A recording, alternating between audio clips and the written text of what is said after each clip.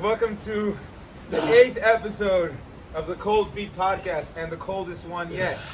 I am Sean Fit for Life, and today we have on the show... Watch. Waterproof? Yeah. Stop shivering.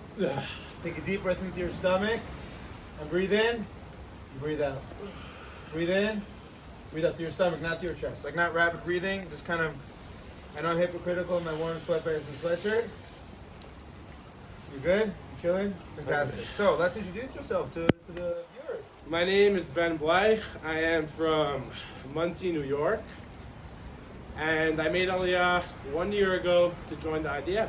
Can you explain what Aliyah is? It's the process of moving to Israel from a different country, becoming a citizen. So a lot of teenagers around the age of 18, 19 make Aliyah, move to Israel in order to draft to the IDF.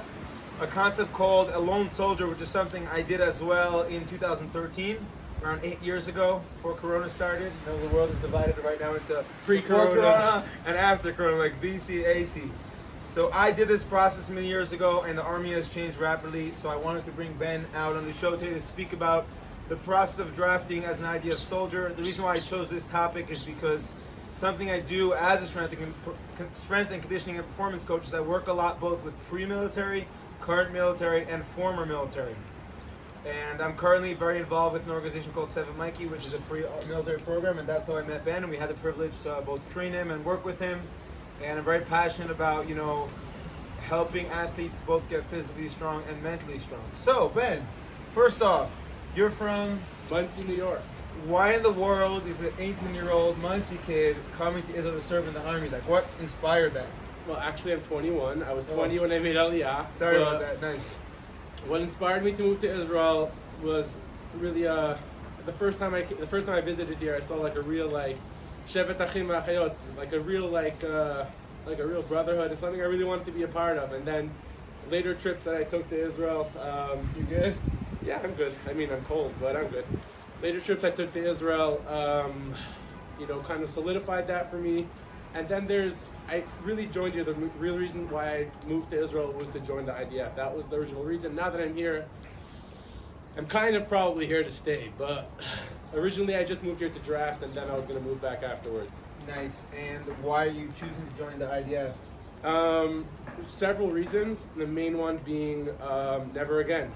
There was not too long ago in our history, we were murdered like a bunch of sheep. And I want to be part of that never again. I want to, if we're going to go down, I at least want to go down fighting. I hear that. It's also, I think, very useful in this day and age when I think both of us don't know what the future holds. Skills. If you know how to handle a weapon and you're street smart, you're probably going to survive the zombie apocalypse more than someone who's not. So, Ben. Survival of the fittest. It's true, it's true. Those who lift, a friend of mine, David, so he always says that those who lift are gonna be harder to kill. Think about it. If you're stronger, you'll survive longer. So, Ben, you're drafting in how long? 27 days, a month. And how are you doing in the ice bath? Pretty cold, I gotta say. Move around a bit. So 27 days, less than a month. You spent at least a year in Israel. Correct. Prepping both Hebrew, training rigorously, physically, mentally. What's your one takeaway for someone who doesn't know the Army yet, didn't draft yet, is going to draft in the long-term future? What's your tip for him? Train hard. In what really way? Hard. What kind of training? Seven Mikey is a really good idea. For example, a pre-military program, a combat fitness program that will take you running, crawling, you'll be doing push-ups, all sorts of crazy stuff, things that, when you hear about it, you're like, yeah, I could do that, and then you do it and you're just like, oh my God, I really, really shouldn't have done this, or no, I shouldn't have done this, but I was not ready for this, and it's that. Just really, really prepare hard, and also, everything's in your head. You got to train really hard mentally as well. Okay, so because we're on that subject of mentally, what does it mean training mentally? I think this is true. Yeah, I guess this is a good example of training mentally. But for me it was... Are you okay? Yeah, I'm Sorry okay. for cutting you off. No, I'm good. Sorry to cut off the question, but try to avoid that I'm cold. Just relax and put your arms down and move around and pretend that it's totally normal that you're sitting in. I have no idea what temperature this is. Really cold, okay? Yeah. Really cold.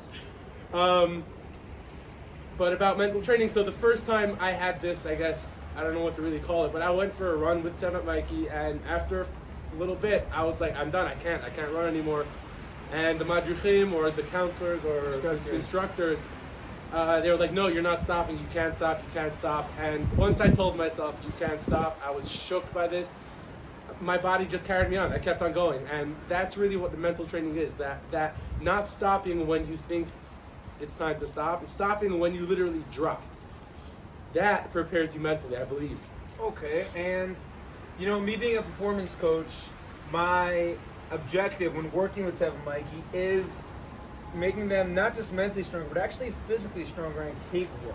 You're a drafting soldier. You're about to experience the Army. Which do you think is more important for what we call a tactical athlete, a soldier? Physically strong or mentally strong, or perhaps a combination of both? It would have to be a combination of both, I would say, because as mentally strong as you are, there's still, I believe the soldier needs to be strong, able to carry weight, and so it has to be a combination of both. And I think by training hard, you get both. I agree with that. So here's what I have to say about it. I think there's actually a common mistake in most pre-military academies or military regiments, that they focus too much on the mental and too little on the physical. A great example of that is taking your pre-army soldiers or even athletes, just having them sprint back and forth, gassing them till exhaustion. That doesn't improve their conditioning or cardiovascular ability because it's only a one-off time. It's not consistently done and improved over time. Yes, the person who is the most mentally strong may come first, but the person who's the most physically strong will for sure come first. When it comes down to it, mental strength, the way I see it, is the ability to maximize how much physical strength that you have.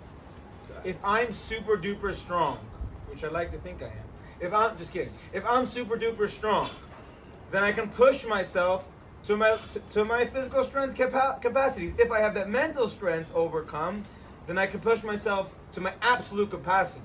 But if I'm weak, if I'm not strong, and even if I'm mentally strong, I can only push myself up to my limited strength. So soldiers out there, I'm not saying don't train mentally. Definitely push yourself to your limits, but build a strong base of strength. That means squat heavy, do pull-ups, dips with weight, do weighted walks, do sprints, push yourself to your maximum capacity physically, ensure you're tracking and monitoring everything. Now, Ben, how you doing? I'm really cold. So this is the cool part. Literally 5 minutes ago, I don't know if you could see on video, it was hailing. So I took all the hail and put it in the bath. Oh, here we go. Here's some good old hail. There's some leaves and hail. And I added more ice to it. So Ben's doing good. He's chilling, and ice bathing. I'm shivering, actually. Is a perfect. Sorry for laughing. I guess I enjoy the torture a bit. Is a perfect example of mental fortitude, because ice bathing off the bat, even for 5 seconds, is something uncomfortable. Agreed? Yes. Just to step in initially is the mental barrier. And then you have to mentally endure. So I think ice bathing is a fantastic way to train yourself mentally. But the same way with physical prep, you can't just go and do a 60-minute ice bath or a really cold one without any prep. You have to build up to it. So the same concept of the ice bath, we're going to help Ben get out of it before he freezes to death. Same concept of ice bath is you have to build up to exactly like you do in the gym, in the field, in the turf, in army training. Everything has to be built up. We're going to call it a day. Do you have any last messages for the lovely camera? Train hard and kick ass. Train hard and kick ass. I like that motto. We're going to have to edit out that part. No, I'm just kidding. You can hop on out now. Yeah. Take some deep breaths in, and we're going to put in... How long have I been in for? We'll check on camera. You good? You want to hang out a little more? A little hokey pokey. By the way, you guys don't believe me, but like, this is like the real deal. Oof. Okay. See ya.